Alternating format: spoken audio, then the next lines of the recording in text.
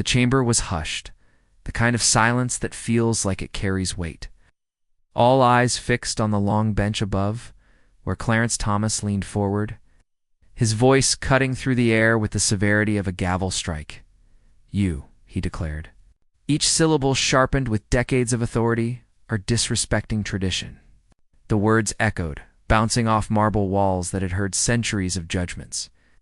It was more than an accusation. It was a warning, the embodiment of an old guard flexing its power. In that instant, the room seemed to tilt, as if the very balance of history rested on this clash. Cameras zoomed in. Journalists scribbled furiously, and those seated in the gallery held their breath. Tradition, Thomas, made it sound untouchable, sacred, a fortress that must not be breached. To challenge it was to challenge the weight of America's past itself. And yet, sitting just a few feet away, Jasmine Crockett didn't flinch. Her expression remained calm, steady, the faintest trace of a smile playing at her lips. She didn't bow under the glare, didn't scramble to justify herself. She let the silence linger, and that silence grew louder than Thomas's accusation. The tension was electric. Here was the collision the stage set. Clarence Thomas, the guardian of an order built on hierarchy, deference, and a rigid interpretation of respect. Against him, Crockett sharp, unafraid, a voice for those who had long been told to sit down, be quiet, and accept the world as it was. This wasn't just about a disagreement in a hearing. This was about whose truth would carry forward, the weight of tradition used as a shield, or the fire of dignity refusing to bow. Then, the moment stretched thinner, anticipation hanging in the air. Thomas's eyes narrowed, as if daring her to respond. The old order had spoken, asterisk tradition. The word hung in the air long after Clarence Thomas had spoken it, dripping with the kind of reverence reserved for untouchable relics. In American institutions, tradition had always been more than ritual.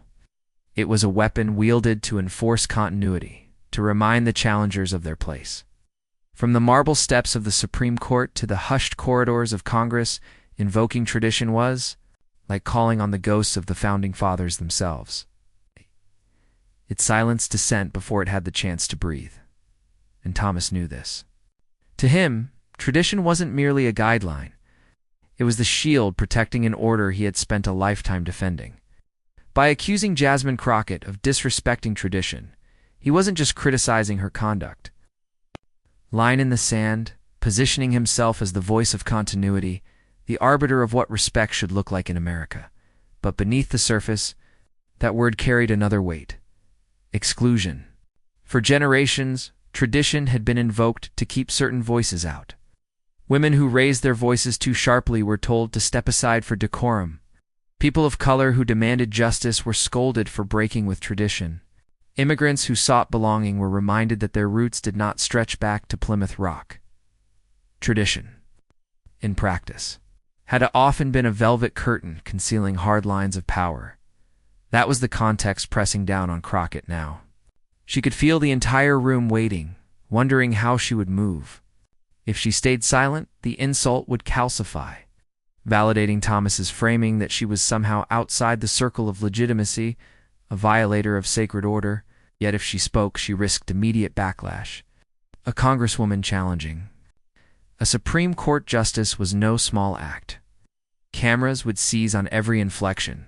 Critics would twist her words. Headlines would pounce before the hearing even adjourned. This was the impossible bind women like her knew too well. Damned if you're silent, damned if you're loud. And yet silence would never be her choice.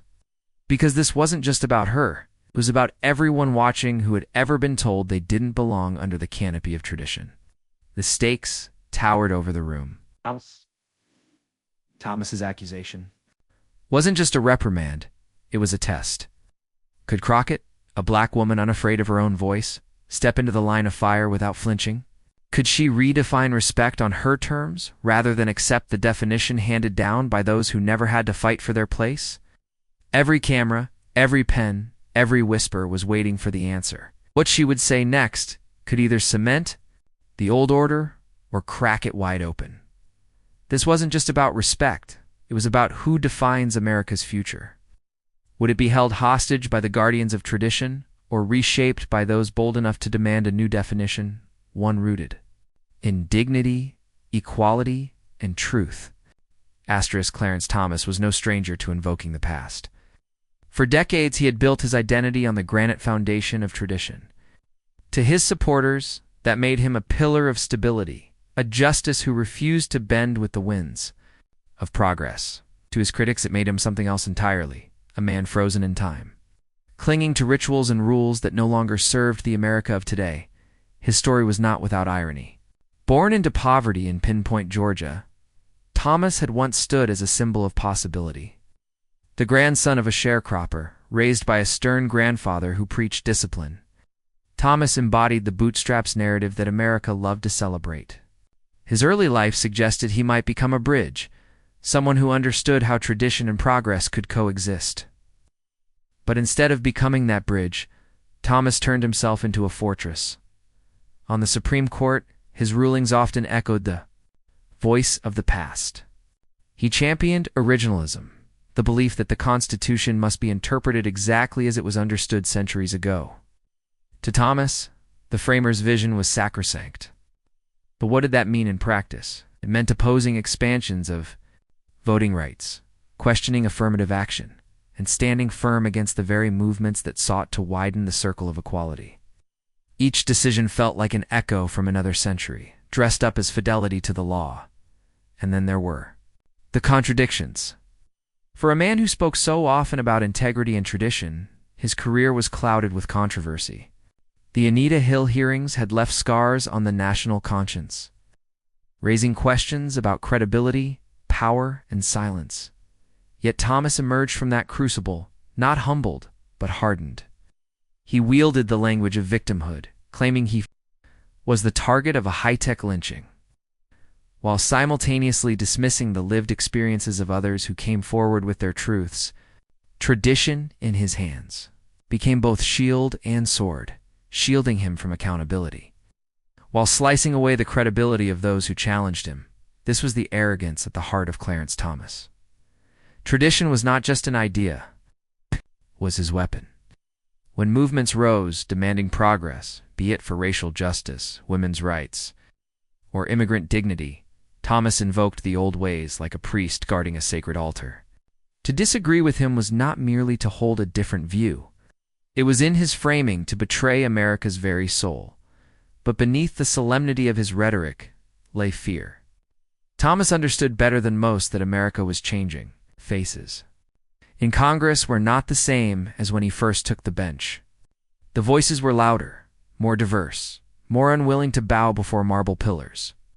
Women like Jasmine Crockett did not ask permission to speak. They claimed space unapologetically. Immigrants no longer whispered gratitude for scraps. They demanded a seat at the table. For Thomas, every new voice that rose was a reminder that the authority he represented was slipping. That fear revealed itself in moments like this, when he interrupted, when he invoked tradition not as guidance, but as a gag. The more the nation evolved, the more desperately he clutched the language of the past. It was as though he believed that if tradition held, he could hold on to. But history has always shown the limits of such defiance. Tradition, after all, is not eternal. Once tradition had justified slavery. Once tradition had barred women from voting. Once tradition had denied immigrants citizenship, denied laborers' rights, denied black children the dignity of integrated schools. Every generation had been told that breaking from tradition was dangerous, disrespectful, even un-American. Yet every generation that dared to break tradition became the very architects of progress. Clarence Thomas could not escape that truth, no matter how rigidly he tried. His contradictions followed him like shadows. He spoke of honor, yet ignored corruption whispers surrounding gifts and lavish benefits. He extolled humility, yet basked in the role of moral arbiter. He claimed to defend the Constitution's purity, while twisting its silence into rulings that kept millions voiceless. He was a man clinging to the past, gripping it with white-knuckled desperation, terrified that the rising chorus of new voices would one day drown him out. That was the real weight behind his accusation against Jasmine Crockett.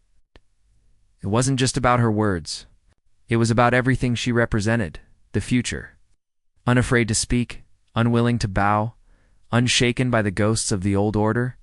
For Thomas's tradition was survival. For Crockett, survival had always meant breaking tradition. And now, in this room, the two forces were on a collision course.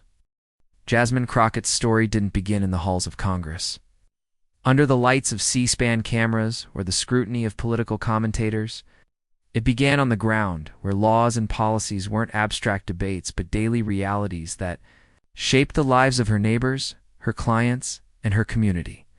Before she was a congresswoman, she was an advocate, a fighter, and most importantly a woman who had seen firsthand how systems failed the very people they were supposed to serve. Her rise was anything but conventional. She hadn't been groomed for politics in ivy-covered universities or family dynasties. She had carved her own path with grit, intellect, and an unshakable sense of duty. As a public defender in Texas, Crockett stepped into a courtroom where most of her clients were poor, marginalized, and often guilty of nothing more than being born into circumstances stacked against them. She saw the cycle: poverty breeding desperation, desperation leading to arrests, and arrests leading to shattered futures. But she didn't just see it, she fought it. She learned how to navigate hostile judges, skeptical juries, and opposing counsels who underestimated her. In those rooms, she wasn't just defending individuals. She was challenging a system designed to grind them down. It was in those trenches that she honed her sharp tongue, her quick wit, her refusal to be silenced. For many women, especially black women, the legal and political arenas weren't just male-dominated, they were actively hostile. Crockett endured the patronizing tones, the dismissive glances, the not-so-subtle suggestions that she didn't belong. But instead of shrinking, she sharpened. Each slight became fuel. Each dismissal became motivation. She grew stronger, louder, and more unrelenting, not in spite of the barriers, but because of them. Her transition from law to politics wasn't a leap of ambition, it was an inevitability. The courtroom could only fight injustice one case at a time. The legislature, she realized, could shape the entire system. Her community needed someone who not only understood their struggles, but who had lived them, fought through them, and refused to back down in the face of power. That someone was her. When she ran for office, the odds weren't in her favor.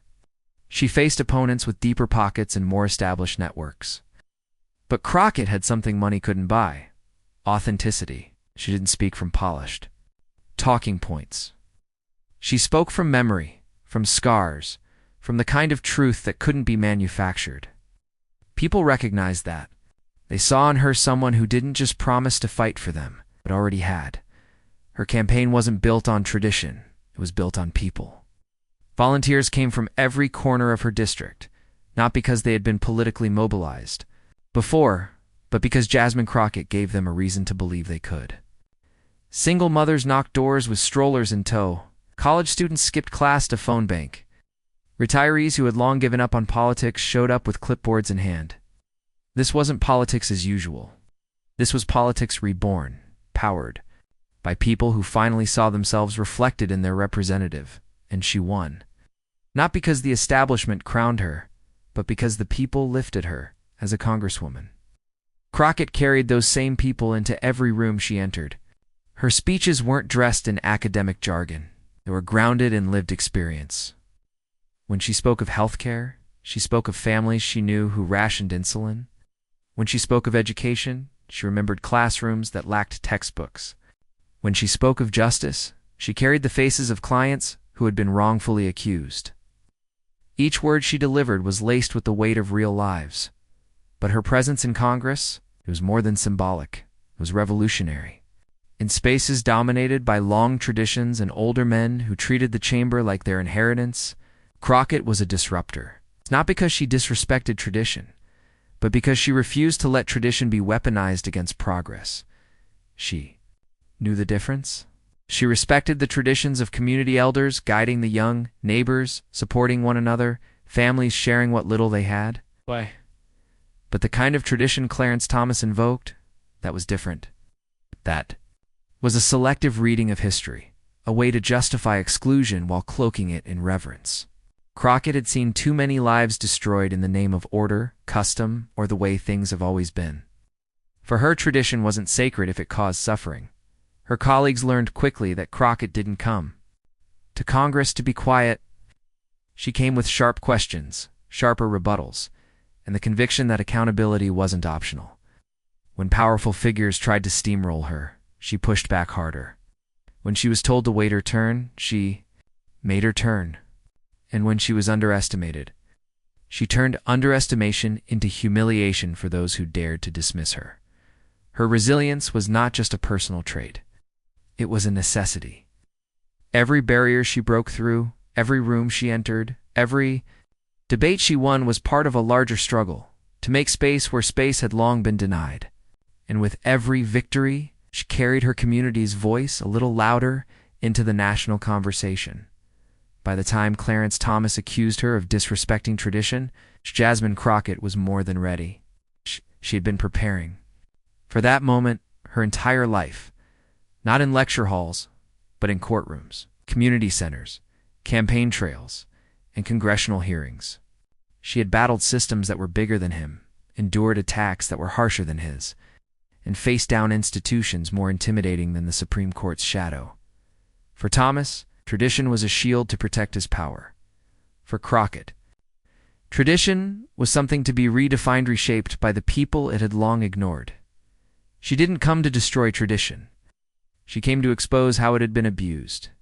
And so, when Clarence Thomas leveled his accusation, Jasmine Crockett did not flinch. She didn't hesitate. She didn't cower before the weight of his robe or the authority of his title. She met him head on, the voice of her community steady behind her, and the fire of her own resilience burning within her. Thomas leans into the microphone. "Your posture toward this court is unbecoming," he says. "It smacks of disrespect. For the traditions that sustain our republic." Crockett does not blink. She folds her hands, lets the assertion hang, and gives the silence room. Cameras search her face for a crack. There isn't one. He presses again, tone sharpening. "You arrive with indictments cloaked as questions. You treat precedent like a convenience. Is it your intention to lecture this institution on justice?" Her eyes meet his. She says nothing. The restraint unsettles him. He fills the vacuum, faster now. "If you believe moral certainty excuses disregard for order, you have mistaken passion for principle."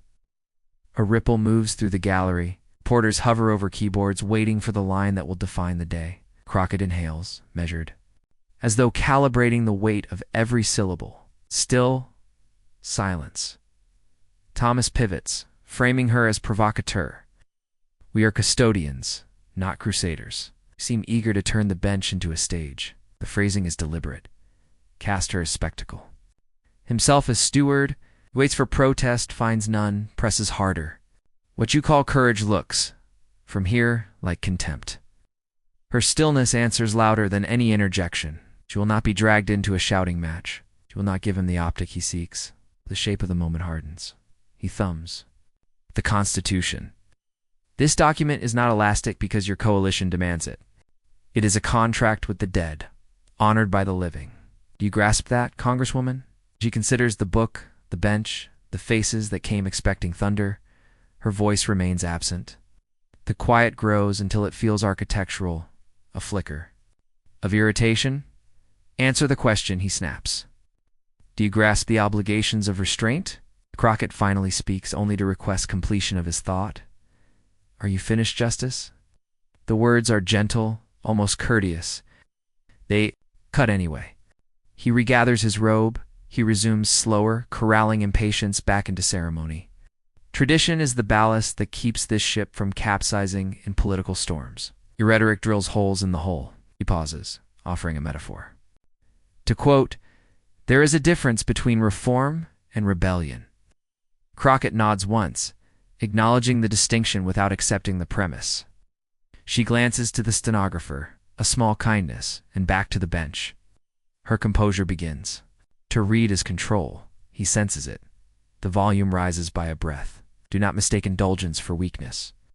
This court will not be lectured by transient passions. The audience leans forward as one organism. A headline forms. The elder rebukes the upstart. The institution disciplines the insurgent. An old story retold, but she refuses the role written. For her, she lets his last sentence fade completely before she replies.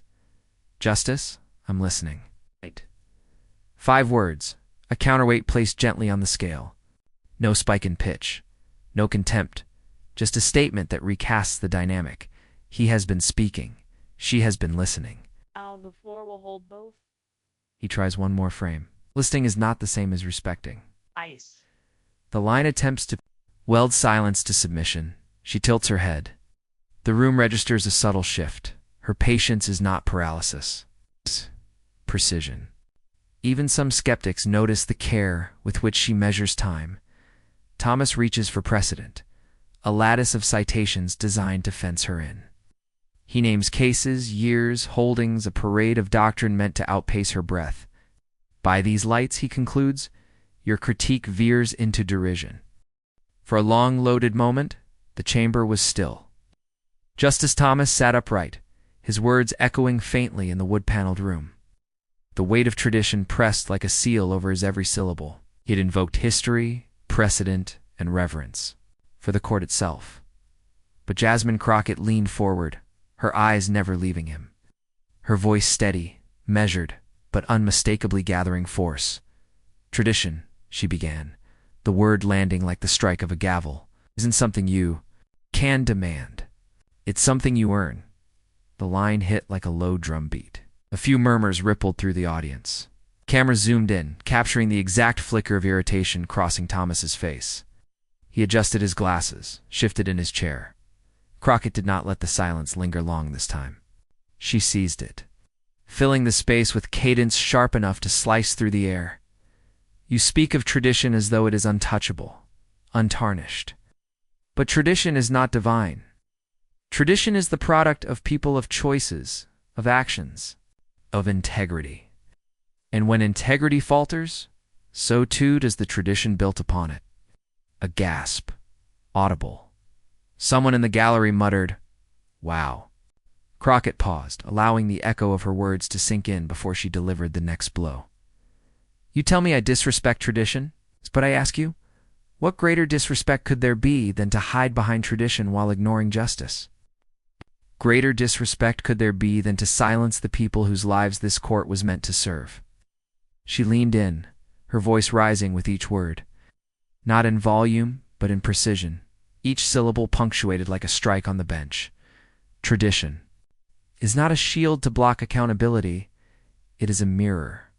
And when that mirror reflects corruption, neglect, or arrogance, then it demands change. That is the tradition worth protecting. The gallery broke into a stir again. Reporters' fingers raced over keyboards. Some members of the audience nodded. Others sat rigid, wide-eyed. Thomas cleared his throat. He tried to interject, but Crockett raised her hand slightly, not rudely, firmly, with the authority of someone who knew the tide had shifted. Justice Thomas, I came here prepared to listen, and I have listened. I listened as you told me that respect must be given to you because of this institution, because of the robes you wear, because of the seats you sit in. But respect isn't inherited, it's earned.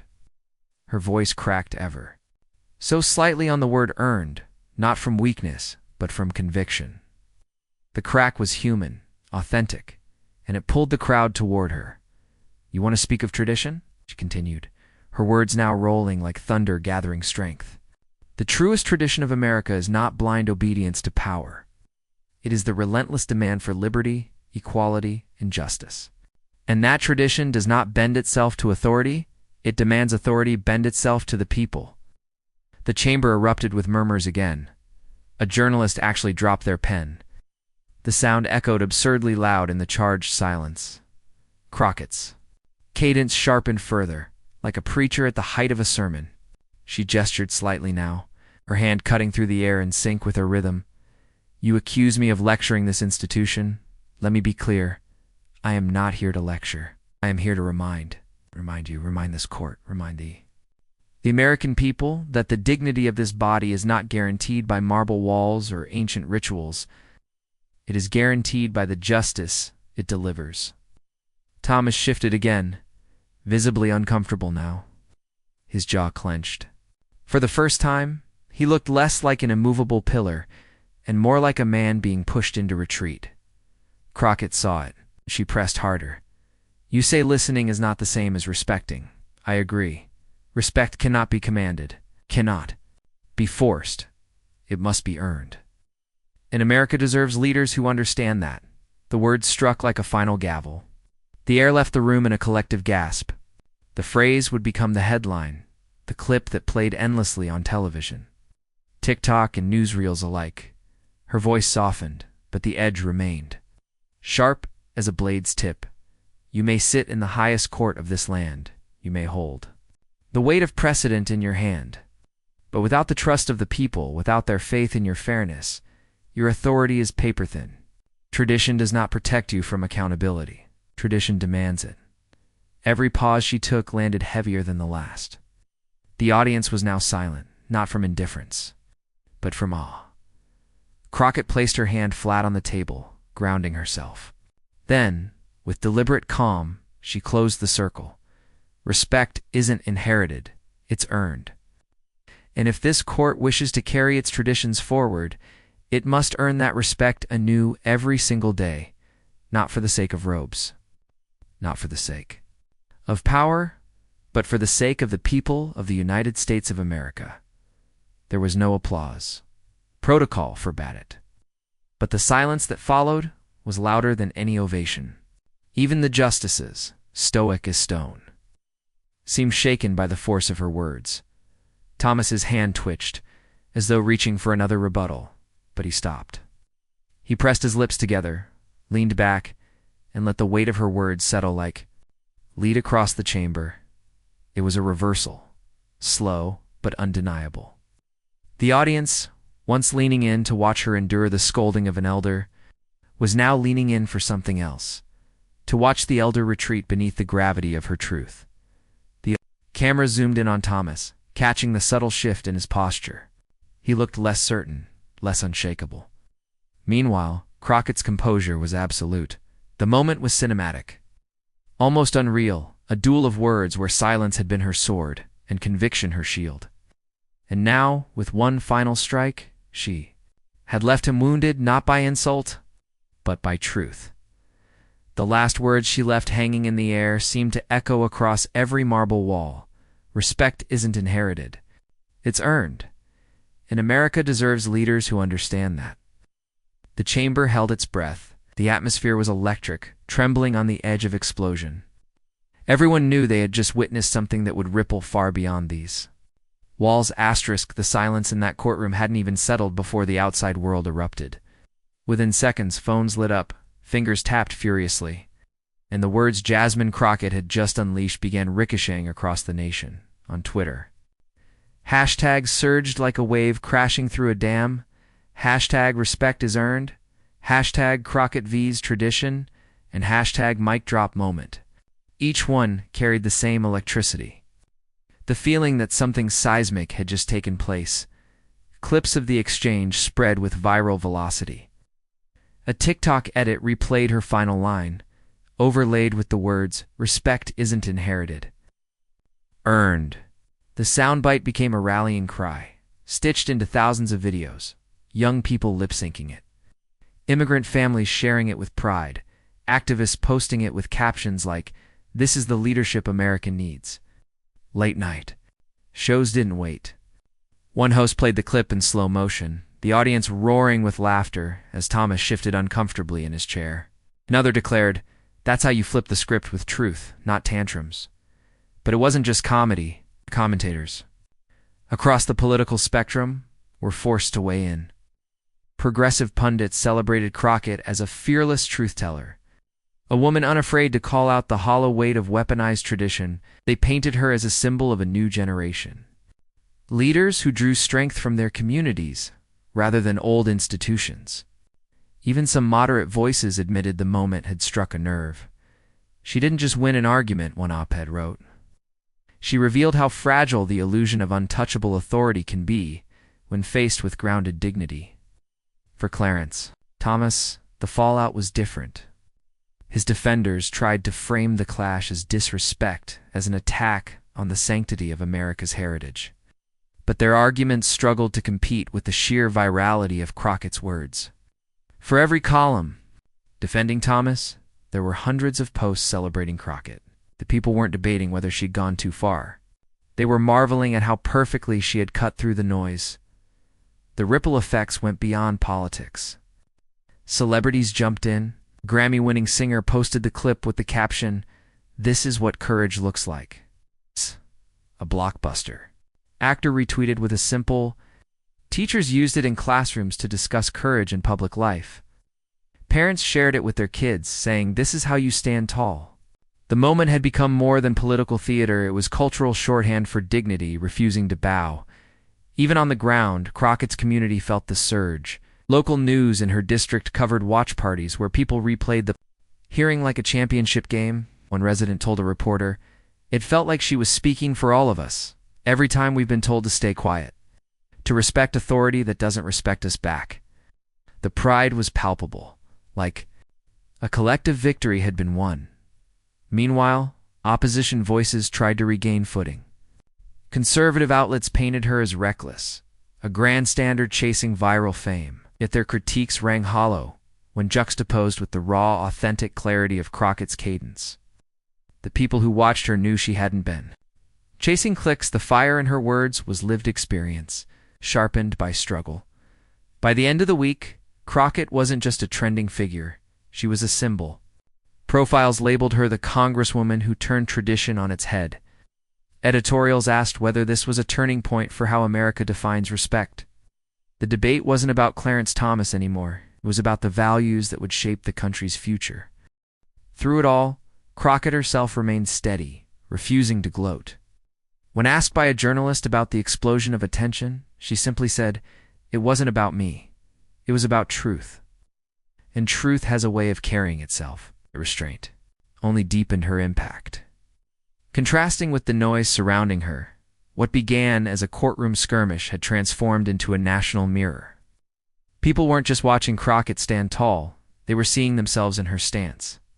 Her defiance against condescension became a collective defiance. Her dignity became a shared shield, and her words, sharp, deliberate, flinching, had carved their place into the cultural memory. But the story wasn't over.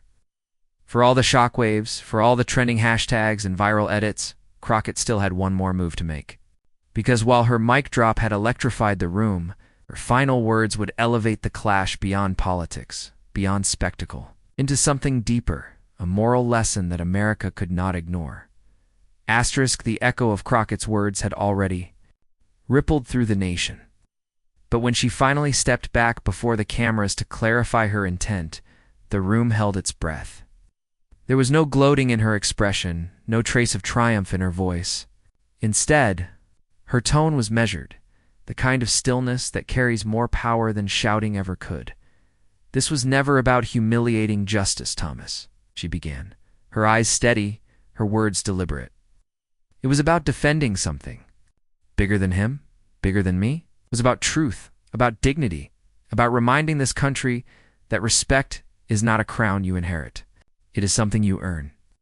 The room stirred, the cameras leaning closer as if truth itself demanded to be heard. Crockett continued, "I wasn't raised to fear power. I was raised to honor integrity, when those in power use arrogance instead. Of humility, when they demand obedience without offering respect, that is not leadership. That is tyranny in disguise." Her words carved the air like stone into marble. She wasn't just speaking about Thomas anymore. She was speaking to generations of people who had been told to bow their heads, who had been told that tradition outweighed their voice, who had been silenced under the weight of someone else's authority. She lifted her hand slightly, not in anger, but in emphasis. Courage is greater than fear. Integrity will always outweigh arrogance, and earned respect will forever outlast blind obedience. The audience in the room, online, across televisions, in living rooms and dorms and cafes, felt the resonance. This wasn't political theater anymore. It was a moral compass, reset before their very eyes. Crockett leaned in, her cadence sharpening as she reached her crescendo. Leadership isn't about demanding respect. It's about deserving it. Leadership isn't about clinging to tradition. It's about ensuring that tradition uplifts, not silences. True leadership means standing on the side of truth, even when it costs you comfort. The words hung in the air, heavy with clarity. For a moment, the entire spectacle, the courtroom clash, viral hashtags, the punditry and edits, seemed to dissolve into something purer. The message was stripped bare. Respect cannot be forced. It must be earned. The emotional wave. Carried outward, viewers across the country felt something awaken. Teachers paused mid-lesson to replay her speech, weaving it into discussions of courage and ethics. Workers on lunch breaks nodded as they scrolled, whispering under their breath, "That's it. It's the truth." Parents pointed at the screen for their children. This is what strength looks like. For so long, authority had hidden behind tradition, insulated by fear. But Crockett had cracked that shield open, reminding everyone that tradition's worth is measured not by its age, but by its ability to lift people higher. Asterisk. And so, we return to where it all began. A courtroom, a clash, a moment where arrogance tried to cloak itself in tradition. But Jasmine Crockett didn't flip the trial with fury or rage. She flipped it with clarity.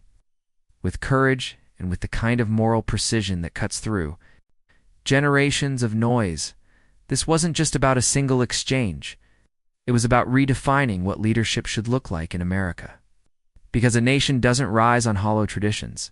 It rises on the shoulders of those willing to challenge them when they silence more than they uplift. The lesson rings clear. We don't need leaders who demand respect because of their title. We need leaders who earn it through integrity, humility, and courage. We don't need tradition as a shield for arrogance. We need tradition as a torch for justice.